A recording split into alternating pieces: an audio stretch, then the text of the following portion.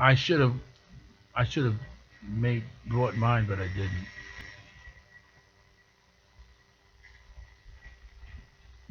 And don't forget to put up the Facebook stuff and all that.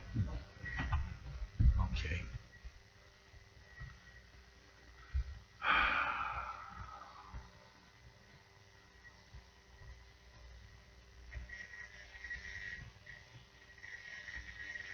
I don't have a book notes for tonight, but Your show will go live in 5 seconds. 4, 3, 2, 1. good evening. Oh, man. Here it is. Blog Talk Radio. Bring up the level.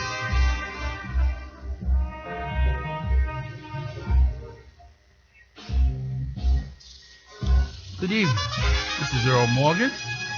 I am the host of the Earl Morgan Hour, and for the next 60 minutes you will be entertained by a lively mix of conversation, information, and meditation. We have a special guest here will be brought into the program later in the hour, but right now I just want to let you know that I have this is about my second month as a member of the GoPro Radio Network. I'm enjoying myself, having a good time. I'm learning things and using skills that I haven't had a chance to exercise for a while. And I'm getting a lot of feedback from people on the street who especially seem to be captivated by that cartoon they've done of me for GoPro. Everybody says, "Who did that?" Yes, last week, as you remember, we had on our show Clarence Matthews, who incidentally works for the Jersey City Board of Education.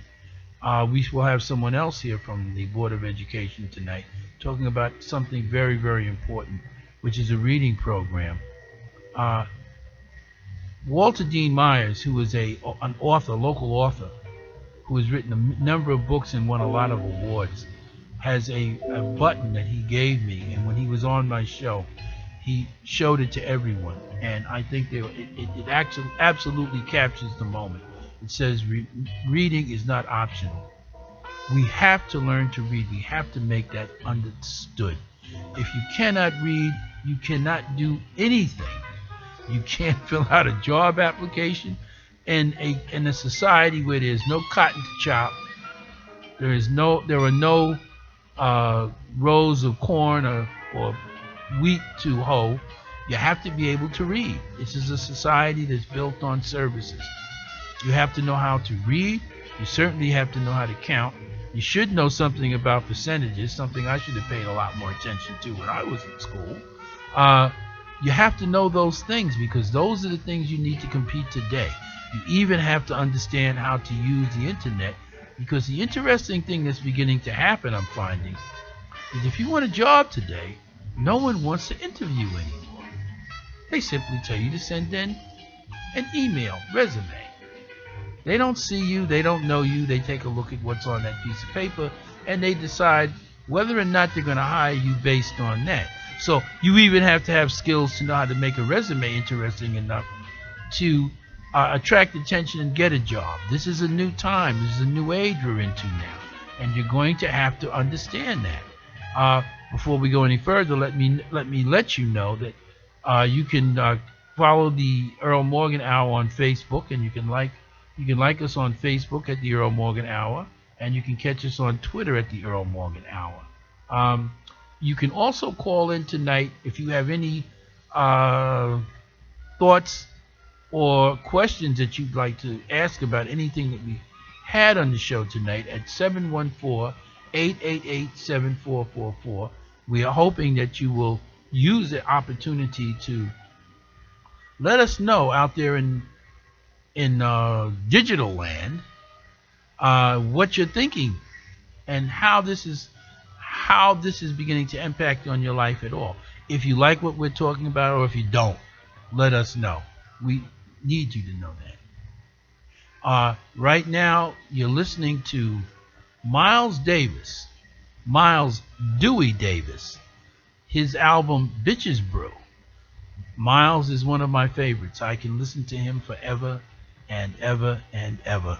And I have chosen him tonight because I think that his music stirs something in me, and I hope it stirs something in you. We're going to talk. We don't really have book notes tonight, but let me say this. I have been reading a lot lately about education, and I read a lot more nonfiction. As I get older, I find I'm not so much a fiction reader as a nonfiction reader. And I'm thinking of a book I read not too long ago by an educator named Diane Ravitch, who is what she calls is an educated historian. She knows the system. She understands what happened. She was a conservative. I suppose for most of the part, she still thinks of herself as a conservative, but she's turned very radical in terms of where the country is going with the school system and what she sees. She doesn't see the school system the way most people that you hear, say Michelle Rhee, who was very famously for 15 minutes the superintendent of schools in Washington, till she really went so far radical that she not only was fired, she caused the mayor to be fired. And Michelle Rhee, I don't want anybody to I think of her as a demon. I think that Michelle Rhee really does care a lot about children. She wants children. I think a lot of the people who are into this now, I think that Bill Gates cares about children. I don't think he wants children not to learn. But what they seem to all be missing, and I'm trying to figure some way to take some of the things that I learned in Diane Ravitch's recent book, Reign of Error, which I will eventually return to the Jersey City Public Library from whence I borrowed it with I'm sure a high fine, but I just have to keep reading it and rereading it. We have in this country good schools, as Diane Ravitch has pointed out. We're not as far back as everybody says we are, or as people try to make it. It's not as gloomy as people try to make it.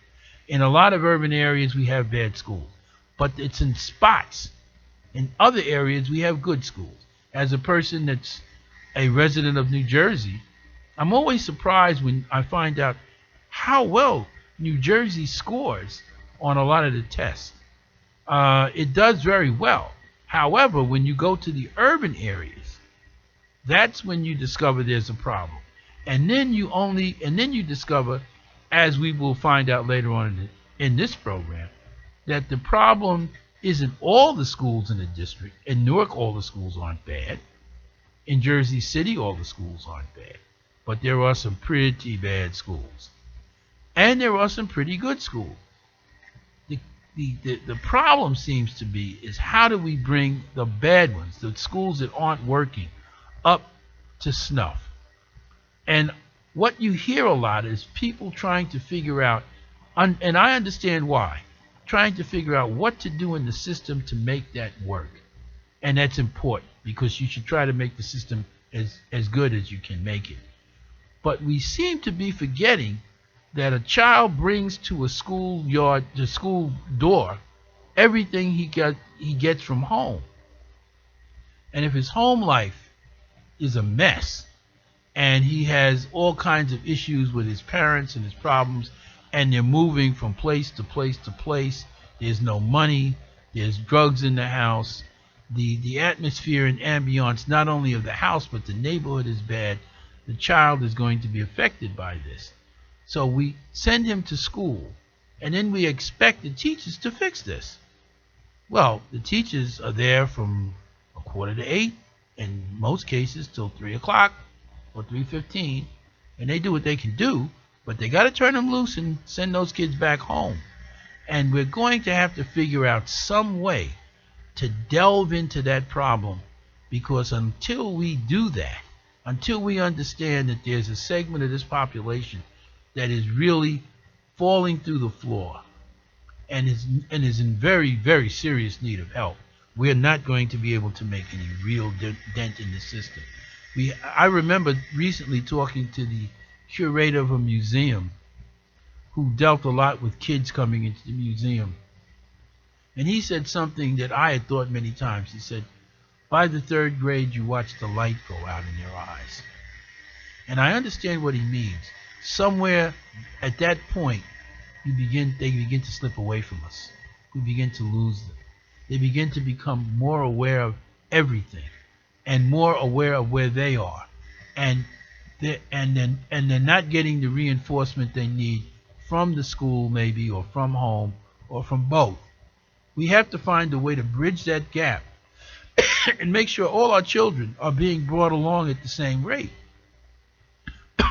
Because in the bad schools, they tend to turn out students who propagate the same behavior that they brought to the school.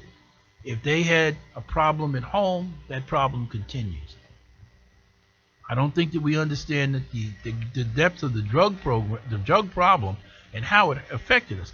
I'm old enough to remember, and when our biggest problem was alcohol, there was, spousal abuse, all of these sorts of things that took place. But you could buy a cheap pint of wine for $1.25. That's one thing. But when you've got to raise enough money to deal with a $150 a day drug habit, that's another thing. And where alcohol becomes a really, really big problem for people. Heroin, cocaine, especially heroin or morphine, it becomes your mother, your father, your sister, your brother. You don't care about anything. You will do anything to anybody to get that money. You'll sell everything in the house, including the paint off the walls. And I've seen that happen to a lot of families. I've watched them go down. And we've never sort of dealt with that problem. We've never crafted an answer to that. So the circumstances that propel those things into the community continue to ripple through. Families involved with drugs tend to continue to be involved in drugs. If you're not able to break that whole cycle, then nothing you do, whether it be charter schools, vouchers, is going to make a difference, because the child is going to come to the school door with what he's bringing from home. And it isn't like it used to be when I was a student in school. We also now have diapers. I remember once asking a friend of mine, what would happen if we had the Division of Youth and Family Services when we were kids, diapers? He said, oh, that's easy. We'd all be in foster homes and our parents would all be in jail. And he was right. I mean, there was no spare the rod. It was all about you either do it or else. Now, that may have sounded a little drastic, but I'm still here. And I got through it, and it worked pretty good for us. We all were able to do what we were supposed to do. They dressed us up, sent us to school. If the teacher sent a note home, this didn't happen for everybody. Don't get me wrong. It wasn't paradise. We had problems. We had gangs when I was a kid in school. But considering what's going on now, they were choir boys. I mean, we may have seen a zip gun here or there, which might blow up in your hand if you tried to use it. But now we have guys walking around here with 9mm and machine pistols. And just recently we had a case, though not in an urban area, of some youngster going to school with a gun and shooting two of his classmates in the middle school. So if you don't understand that you have to get into the minds of children and people who have been so abandoned by everything around them and so angry that they will pick up a gun and use it and do things that just will probably end up sending them into jail, then we're never going to be able to break the cycle. We're never going to be able to we're never going to be able to bring up our population to where it needs to be to compete. I was talking to someone in our Office of Employment and Training about what to do about the kids, about the people they're trying to put to work. And he says, well, we have to have a literacy component. These are grown men, and they can't read. What are you going to do in a society today if you can't read? We have to begin to think about these things, lay awake at night and worry about them a little bit. and try to come up with some solutions in the community that we can do to change this. We can't all leave it up to the Board of Education. We surely can't leave it up to the police. The police can only become involved in something when you break the law. And their job at that point is to put you in jail, not to fix your social problems. We're coming up on a break, and we will be right back after the break with the right jab portion of our program. So just stay there and hold on. We'll be right back. You're listening to the Earl Morgan Hour on GoPro Radio. Oh, incidentally, if you'd like to contribute to our program or to our radio network, we would love for you to do it at GoProRadio.com.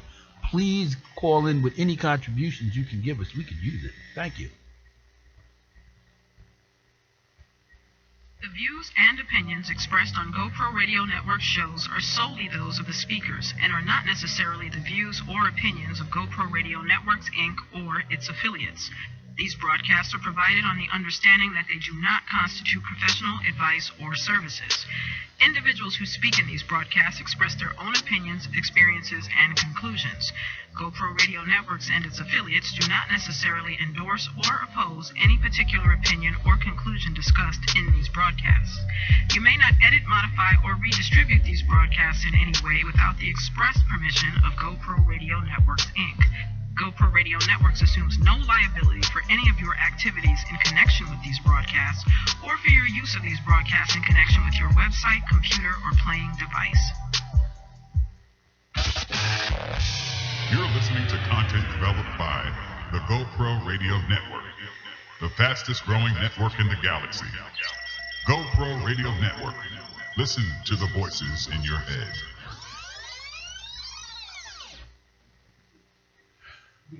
We're back. This is Earl Morgan with the Earl Morgan Hour. We're back here now with the next portion of our program, which will be, I believe, the right jab. We will be talking about something that's happening on the right side of our political spectrum and how they're carrying out their program, if you want to call it that, of what they're going to do about the problems we have. All right, okay. We're at the right jab portion of the program, and we're going to talk a little bit about the craziness on the right these days. You know, I've been around a bit, and I've seen a lot of stuff happen. I can remember when the right emerged with Goldwater, and that was a tough time for black people. I can remember people who covered the Republican convention who were right, who were black, and had to get out of there in a hurry up because folks were looking to do them some bodily injury just because they were there. That was in the middle of the civil rights movement, and Goldwater was getting ready to run against Lyndon Johnson, which he did do and got his butt kicked. But there was the right wing at that point had decided that black people were a nuisance, and they didn't need us or want us around anymore. So we had to do something to get rid of them, or they had to do something to get rid of us. If we can't figure out a way to get around the current problem, which is that Barack Obama is considered something close to Satan, and if he says that the sun rises in the east and sets in the west, they will say, oh no, it sets in the north and not in the west. I'm getting a phone call here. Can you hold on, please?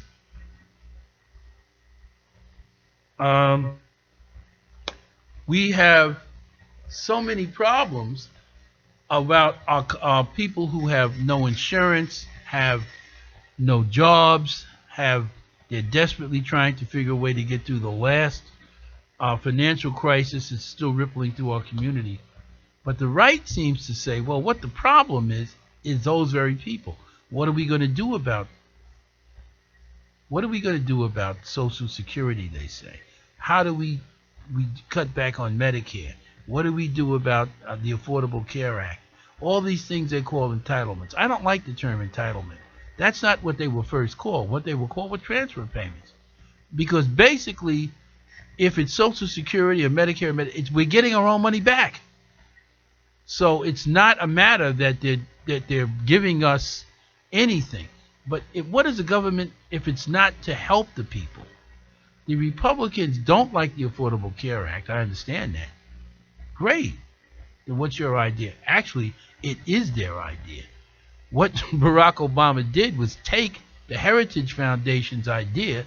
The Heritage Foundation is, believe me, a right-thinking, when I say right, I mean politically right-thinking organization that came up with the concept of the Affordable Care Act, which is what Mitt Romney used in Massachusetts when he was the governor to give the people health care. And Barack Obama's program is essentially the same thing. So we have to wonder where the sincerity of the right is at. We're going to move from that to the next portion of the program, which is we call Spin the Bottle, which essentially just sort of I pick up on something that's happened in the community or in the national consciousness that I would like to talk about. And this week it's about the Thug Cycle baby. We had a situation last week where a police union in Omaha put on a video on their website that was taken by someone else with a very young toddler being goaded by older people to cuss and swear and carry on, and it was an awful thing to watch. It was very bad, but at the same time, what happened? The reaction to it interested me because many black people felt it was wrong because they put this family in the spotlight like this. They put this child in the spotlight like in this manner, and they didn't think it was the right thing to do. They felt like the police union should have called child services, which is actually what they did do. I'm sort of torn here with this because I do understand part of how they feel about it, but I also sort of feel that it's a matter of let's not air our dirty laundry in front of everybody else. We know these things happen. We know this is a problem. We know, yes, our kids do curse and swear and carry on, but a lot of that is because it's what they're hearing at home. So instead of getting angry that this one incident brought that to light, and I think there was some other things that were going wrong there because there was gunshots fired in that house, there were gang activities going on there. There were a lot of serious problems. The child's mother was 16. She says, no, my son doesn't curse. I can imagine the child could barely talk. He's not old enough yet to articulate much of anything. But she says, none of that's true, blah, blah, blah. But the fact of the matter is, she said it only happened when she left the room and her brother and some other people began to goad the child to do this. Well, the question is, don't you think you need to talk to your brother and his friends about that? Because I could imagine if you were in my house and you tried something like that. You know, I mean, my mother and my father would usher you to the door. We didn't have that. Now, we are now at a different time.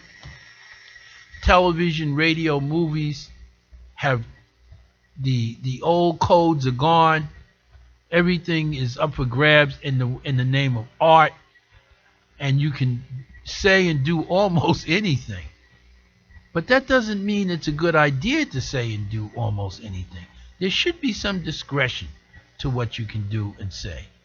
To teach a child to swear, to put him in a position like that when he isn't old enough to know any better, is this what we want to be doing? And though I'm not happy that the Omaha Police Union put this on television or put this on the web, it did happen. And it's happening really in a lot more households.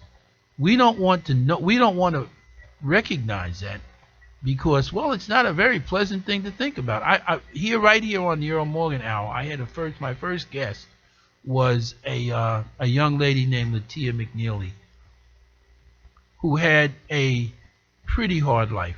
She managed to somehow grab hold of her life, straighten it out, because I mean she had a bad situation. Both parents were addicts. Most of her friends and most of her family were into some kind of hustling life. She had a child at 13, but she managed because even as strung out as her parents were, some good things happened for her that kept her in the right on track, so that she was able to go to college and get a master's in social work. But when I read her book, Problems in My Backpack, she lived in places that I knew, where friends of mine lived, streets that friends of mine lived in, neighborhoods where friends of mine. She was just under me in terms of age. And I was startled by some of the things that she was going through and the kinds of experiences she was having that just never happened for me. And I began to realize, this is not the way things are supposed to be. This is not what we came out of slavery, fought slavery and had a civil rights movement to end up like this. We need to be doing something about this. But first we have to recognize the problem is there and stop playing games with it.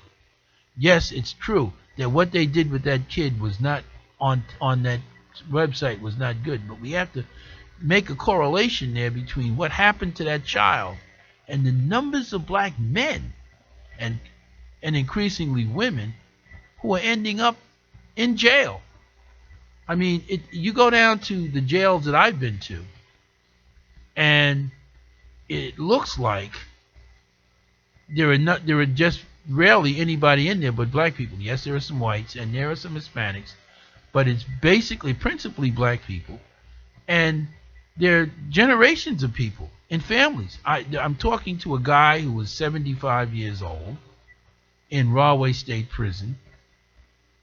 He's doing double life, which is something I can't imagine unless, of course, you die and then they bury you under the cell for another lifetime or something. But he's in Rahway State Prison. His son is in Rahway State Prison. And his grandson is in Rahway State Prison. Now, there's something wrong with that picture. It shook me up so much, I went to the warden with it, and I said, "Warden, I just talked to one of your prisoners here who says not only he, but his son and his grandson are here." He said, "Oh, well, we have a lot of those." And he was like lackadaisical about it. I'm shocked. This is going on, and we're not dealing with that problem. Yes, it's nice to be positive and we should be. But we have to be realistic and understand that what is wrong is not just a police matter or a school matter. It's a community matter. I strongly recommend, as part of Spin the Bottle, that we spin it around to ourselves and stop certain things we do. For instance, we tend to think about where we live and in our communities as ghettos. Well, I didn't live in a ghetto when I was a child. I lived in a community. I lived in a neighborhood. How are you going to feel good about a place you call a ghetto? It's just not a very positive thing. We need to begin to think of ourselves as living in communities and working together as a community. Otherwise, we're going to continue to populate the Rahway State prisons or Trenton State prisons at increasing numbers, and all of the work we're doing to expunge people's records will be a waste of time because there'll be so many people coming in behind the ones that we're trying now to put back into society. It'll neutralize everything we're trying to do. That is most of my Spin the Bottle for tonight. Now this is not a new song for me, I know, but until something happens to change some of this, this will be one of the aspects of the things I will talk about on this program. One of the ideas I've often had is for the numerous black churches that we have in our community to come together to put some kind of a program together. I like to call it year-round vacation Bible school, that will be able to bring the children in after school, give them a Bible story, because we need an ethical base, whatever religion it is, and give them help with their homework, give them a hug, give them a ton of black history. And on weekends, they can use the buses and vans that almost all our churches have to take our children to excursions, not only to say Great Adventure, which is nice, but to Princeton University, Columbia University, Harvard University, Seton Hall, because in our communities are so cut off from the world lately, our children almost have to go and see a college campus. It doesn't mean anything to them to talk about college because it's not in their line of sight. We need to take them. We're coming up on a break, and after the break, we will have tonight's guest on, who is one of the most interesting, incredibly energetic people. I get tired just looking at her. Who is really, really committed to doing something about the educational problem. You're listening to the Earl Morgan Hour. This is Earl Morgan, and we're going to go to break. And GoPro Radio, after this break, we'll be back, but you can also call us at 714-888-7444, or you can follow us on Facebook and Twitter. And also, this is important, if you wish to donate to the GoPro Radio Network, we'd be more than happy to accept your help. And you can do that at GoProRadio.com. Thank you very much. We'll be right back. We interrupt this broadcast to bring you a great opportunity. If you have a product or a service, a talent or something important to say, now's your chance to have your very own radio show. Whether you're just starting out, a veteran looking for a professional platform to enhance your presentation, the GoPro Radio Network is the premier place to cultivate and share new and exciting content. We'll help you to grow your audience and keep it growing long after your first broadcast. Now you have a voice. Call 212-696-8562 today or visit www.goproradio.com, and you'll be amazed at how easy and affordable it is to have your very own show on the fastest growing network in the galaxy. GoPro Radio Network. Listen to the voices in your head.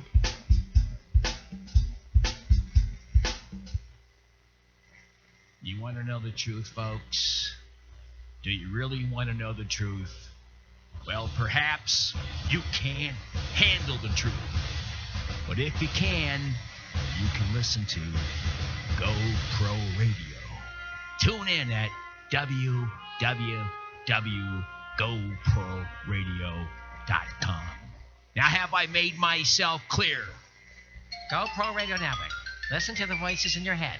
I know I do. You're listening to content developed by the GoPro Radio Network, the fastest growing network in the galaxy. GoPro Radio Network. Listen to the voices in your head. We're back in the Earl Morgan Hour. We have in our studio Carol Harrison-Arnold, who happens to, in point of complete disclosure, used to be my block president, who is now a member of the Jersey City Board of Education, which takes a stout heart to be a part of that operation, believe me, who also has done something very unusual for a Jersey City Board of Ed or any Board of Ed member. As a person that makes policy, she is very much involved in trying to get the schools to work. But she's also got her own program, a reading program that she's put together, and we have here in the studio tonight a commercial for that program that we're going to play for you. So we're ready to go. Recognize any of these book covers? You should if you're a Jersey City Public School student in grades 3 and up. I'm Carol Harrison-Arnold of the Jersey City Board of Education, and I want to tell you about Camp Literacy, where you can earn points with great prizes just for doing a summer reading. Let your parents know you want to visit one of our reading locations and call the number on the screen, or go to the Jersey City Board of Education website and look for Camp Literacy for more information. Happy summer reading. Okay, Carol Harrison-Arnold, welcome to the Earl Morgan Hour. Thank you. This is not as if we're two strangers, Lord knows. We see a lot of each other, both professionally and socially. But first of all, let me ask you this. First, let's just talk about how long you've been on the Jersey City Board of Education. I was elected to the board in April of 2011. Okay. And why did you decide to run for a seat on the Jersey Board of Education? You know, at the time I told you, it raised my eyebrows when you said you wanted to do that. I'm happy you did it, but what made you decide to take the plunge? Well, as you know, I've been active in the community for a number of years, probably 25 years, and had even been recognized by your former employer, the Jersey Journal, as an everyday hero. And I wanted to do something more. I wanted to do something that would have a profound difference, make a profound difference in my community. I had been president of the Parents Council at Lincoln High School. I had been on the board of the Hoboken Charter School, both schools that my daughter attended, and I followed her there, and I stayed after she left. And I was looking to do something different, and someone suggested running for school board. And when I looked at my skill set and what I brought to the table with my experience, I felt that that was someplace where I could make that difference that I wanted to make. I should tell the audience out here that Carol is also an attorney. You know, I'm thinking of a million jokes going through my head now about lawyers. But we'll skip them. Have you found that has any bearing on being a member of the Jersey City Board of Education? Oh, absolutely. I guess the first thing that comes to mind is just my training as attorney and being taught to be analytical, to get the facts, to analyze those facts, and very important in making decisions and having data in front of you so that we make data-driven decisions, and that is one of the characteristics of a highly effective school board. In addition to that, legal issues come up, and it's good having the legal background to kind of work through some of those issues and to have an appreciation of the risk that we potentially could be taking as a school board. What are some of the things what are some of the satisfying things you found in the period that you've been on the board? What good things? The satisfying thing is that there are a lot of good things going on in our district. It may not be something the whole school may not be doing good, but there will be classrooms where there's great learning going on. There will be parents who are engaged and are participating. There are teachers who love being in that building. And you find throughout the district there are lots of good things going on. There are great programs going on. Last night at our caucus meeting, we had a presentation from UPD, who are the consultants who are doing our strategic plan for the district, a 3-year strategic plan. And they started with a needs assessment in the district. And one of the things they found out is that teachers, there's a very high satisfaction level with teachers in our district. And that's good to hear, because you need your teachers being energetic and wanting to be in front of our kids in those classrooms. Well, especially since teachers seem to be taking it in the neck these days. And everybody's complaining about teachers' unions. And my answer to a lot of that is, and how much money they're spending. And my answer to that is always, when was the last time you saw a teacher put a down payment on a yacht? It's not like they're making a lot of money. And one of the things that I don't think we as a country recognize is when we look at other countries, particularly countries that are not considered as competitive as the United States, particularly in education, countries that do well academically with their children treat their teachers well. Yeah. Finland, which is now the sine qua non, their teachers are all treated pampered, really. In many cases, in many European countries, to be a teacher is a status symbol. Yeah. In our country, it isn't. Yeah, we take it for granted. Yeah, we take it for granted, and we don't have much. We don't give those people much credit. I know that teachers made a difference in my life. I can still remember those people. Yeah. And I've had a chance to even see some of them and tell them, thank you. Being there, yeah. And I can't think of whatever they paid them, it wasn't enough. Yeah. My father was a teacher, and as we were talking before, my daughter, for a period of time, was a teacher as well. My son is a teacher, and we have long conversations about this. But now let's get to your program. Okay. What here's the unusual thing. I've had affiliations one way or the other with the Jersey City Board of Education for most of my life, either as a student because I'm a product of that system, or as a reporter who spent many hours at Jersey City Board meetings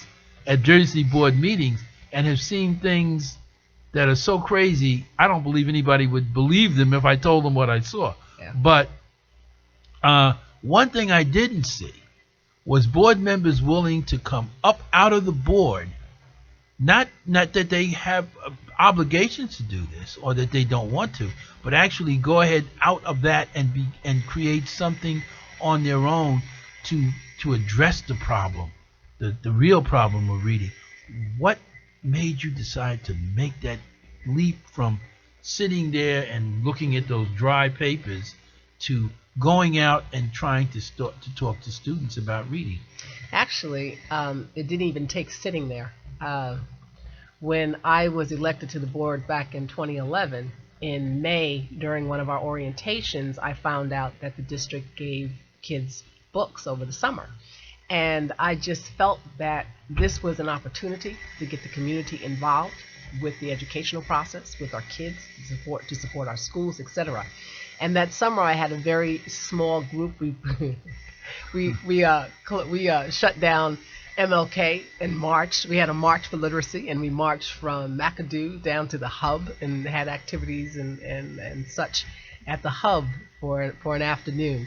But I wasn't able to do it the following summer because there was so much going on with the superintendent search that I didn't have the opportunity to really get it started, and did not want to do it in a less than a half-baked way. Half-baked way, thank you. Haphazard, slipshod. Yes. So whatever adjective you want. Yes, that I didn't want to use. Right.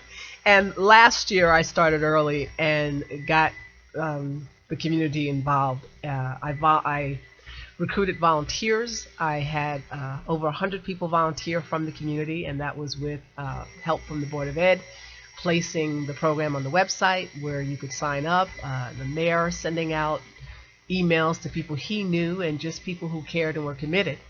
And I did the same thing, robocalls to get parents interested, and I had over 100 kids sign up.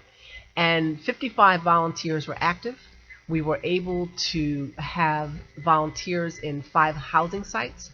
We had groups in Holland Gardens, Marion Gardens, Booker T, Washington, in Curry Woods, and we had just one volunteer actually in Hudson Gardens. And then we had a lot of volunteers working in the libraries. And that was very satisfying. Exactly what did these volunteers do? How does the program work? What the program did was give children an incentive to read over the summer. Children are assigned books, and they have to complete those books. So we worked with the books they had for the summer, and to the extent they finished those books sooner, because a lot of them were reading the books in summer school as well, we had additional reading for them from donations from the community. And I do want to make the point, too, this program was funded by me and taking donations from other people. This was not funded by the Jersey City Board of Education. So a self-funded program. And they would read with them and get them through the books and do other exercises to get them excited.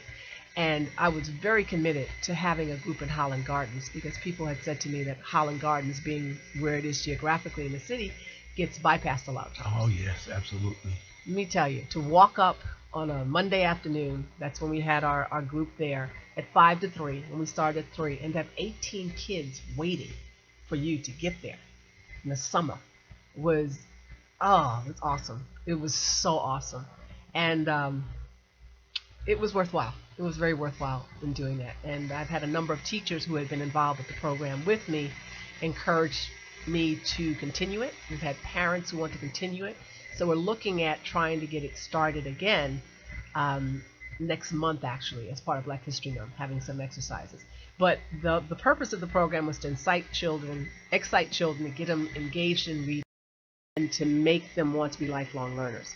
And we had to bribe them a little bit, but but it worked. What's the nature of the bribe? The nature of the bribe were things that they wanted to see. I met with the student council to find out what kinds of incentives they might want to see, and so I had iPads, and we had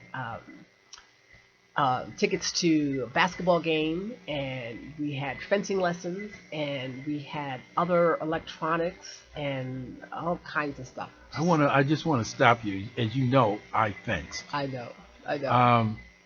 It's amazing how people would tell me that's impossible. Black people don't do that. And you were the parent council president of Lincoln High School. I was a student there. And when I was a student there on the fencing team, which is where I learned to fence, the entire first string was black. We were the city champs. And 3 of the guys on the team lived in the Booker T projects. All right. So actually, the child who got the fencing lesson is from Booker T. So I know we're going to be coming up on a break, and I wanted to present to you, give you a Camp Literacy cap, and also because I know wear this proudly, and because I know you are quite the reader. These are Camp Literacy bookmarks, and they have the dates for our programs when it starts again, and our kickoff date, as well as our award celebration for 2014. You know, as a person that's a very strong reader and very, very committed reader, it's hard for people like me to understand why people don't read. I read everything. I read cereal boxes. I read chewing gum wrappers. It's an occupational hazard when you're an attorney as well. Yeah, I mean, sure, you have to read. Yes. But yes. I learned very early, once they got me turned on in the Jersey City school system to reading, I read myself into these glasses. We will have to go to break now. We will be back with more with Carol Arnold on her reading program. And as you can imagine, I'm very excited about this because for me, reading is everything. You know, I'm looking at my producer, Ayanna Jones, and she is like me. She likes to read. It's hard for us we just read. If you let us, we just grab a bunch of books, go to the beach, and never stop. But I also call her TikTok because she works on a schedule much better than I do. But yeah, we're going to come back and we're going to talk some more about this.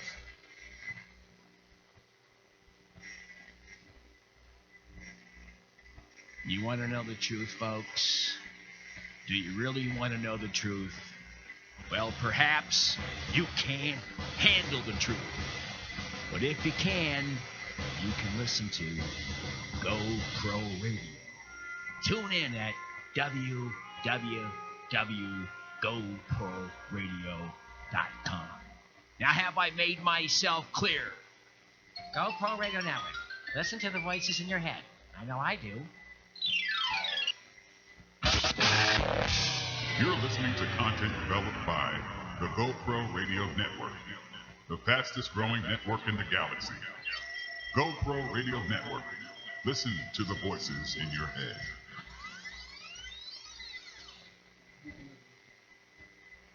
We're back with Carol Arnold on the Earl Morgan Hour with Earl Morgan. You can follow us on Facebook and Twitter. And if you have any questions, you can call us in at 714-888-7444. We also encourage you to please, if you can, find a way and find it in your heart to donate to the GoPro Radio Network at GoProRadio.com. We would appreciate it. Now, getting back to Carol, you were just saying, I was saying I have real issues. I have no problem reading. I can't read like I used to because as I get older I find I can't. But I used to read 4 books a month. And on an average 4 books a month. And the worst part of the week for me was when I was down to 3 pages. And I knew I had to go find something else to read because I got to have another book. Do you have any students that you mentored this year who have that who caught that same desire? Yeah, there are some. Giovanni Rush of Howard Gardens is one of my 200 point students. The children ran, like I read, to earn points. And based on the points they got this summer, the finishing the summer reading book and reading additional material for reading to other children. We got points for all. Was a reader when she came to the program, and she already had the book. She got excited about the opportunity to read it and the socialization aspect of reading in the program. So, yeah, we had some who already read it. There was a family in Booker T, the Rowe family, who had 6 children who regularly take the book, all readers, book good readers. And when you see that, you want to encourage them. You want to make sure that they are excited about reading so that excitement becomes infectious, so that their peers would want to do it. You know, I'm a little jealous. Here I was reading all these books and nobody was giving me any points. I'm just reading. And I could, nobody thought about, let's give them something for reading. I would have snuck into that program and just taken everything. It was the summer, and it was a way to keep children engaged and learning in the summer. Particularly at Holland Gardens, that was our largest group. We had actually had 30 children come to the program at Holland Gardens. And they could have been outside playing, doing a lot of other things, but they chose to be inside with us reading. So it was awesome.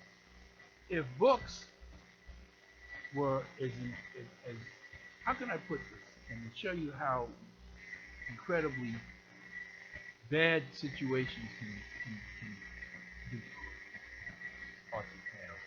I used to ask people, where is on King Drive, where everything is gates on every storefront?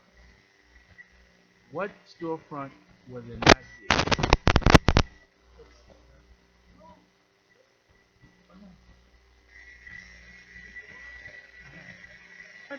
They didn't put a book. They didn't bother with a gate. They weren't worried that anybody was going to go in there and steal anything. Unfortunately. And that's part of the problem, too. As you said, when you were coming up, you were quite the reader. And there's just so much competition for children. You have video games, you have TV, you have the internet, and the internet, of course. But there are so many other things they can do rather than reading that when you the book. So that was more challenging. But at the same time, Carol, I noticed something very strange about some of the young people. They will read a magazine, but they don't want to read a book. That's why I think your program is so important. Because you need to read. You just need to read. It is not an option. You have to be able to do it. Now, there were some who will suck it up and love it more than others, but you have to be able to do that. And what the school system was able to do when I was a student there was teach everybody to read.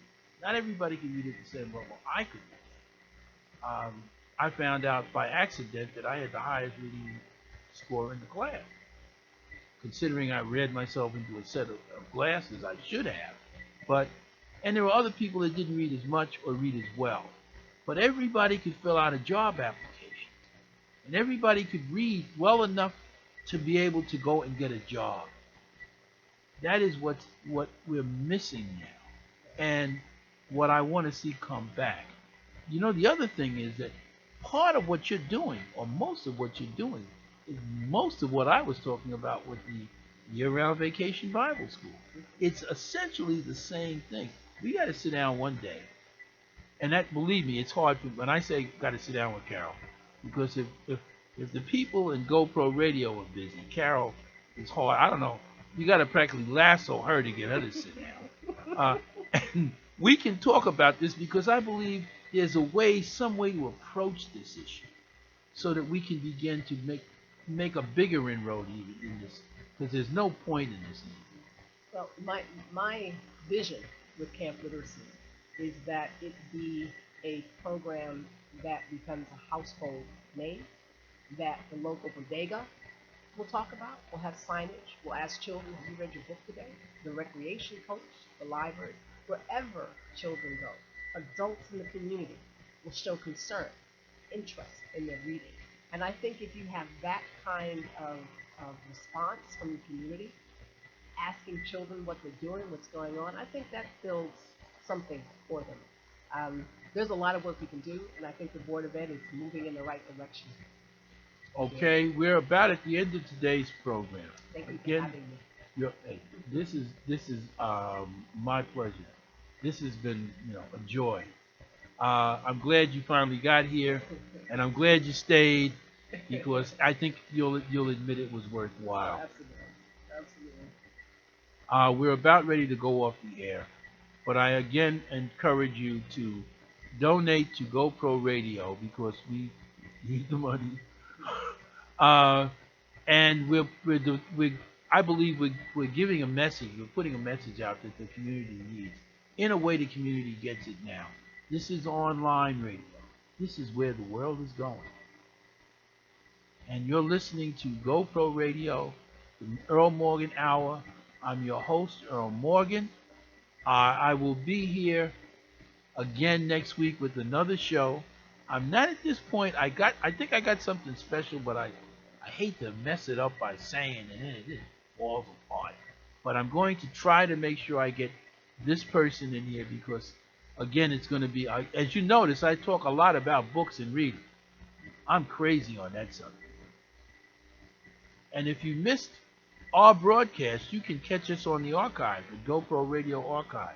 As a matter of fact, at GoProRadio.com, as a matter of fact, somebody heard it on the archive the other day and stopped me in the street, which made me very happy and mentioned it to me. We want as many of you people involved in this as we can. We want to be a part of the community. We want to do things that will interest you and draw you in and talk about the things that are relevant to our community. Thank you very much. It's time to go. See you next week.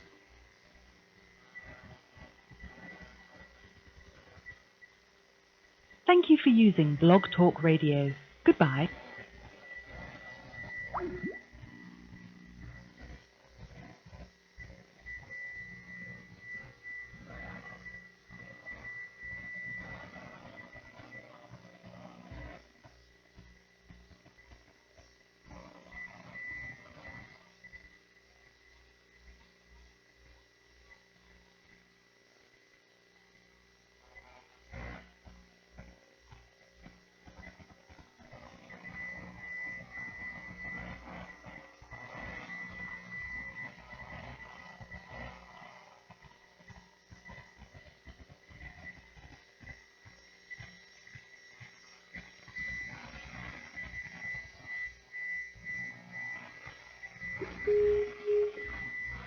Your show is scheduled to start in 2 minutes 59 seconds.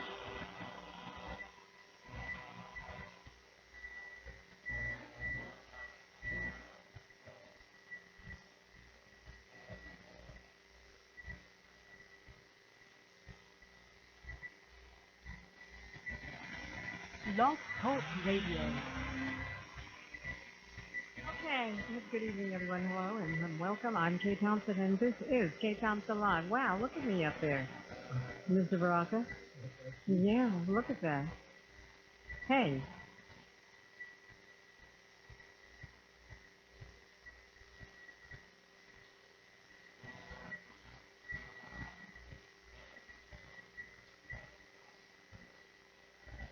Two minutes until showtime. Blog Talk Radio.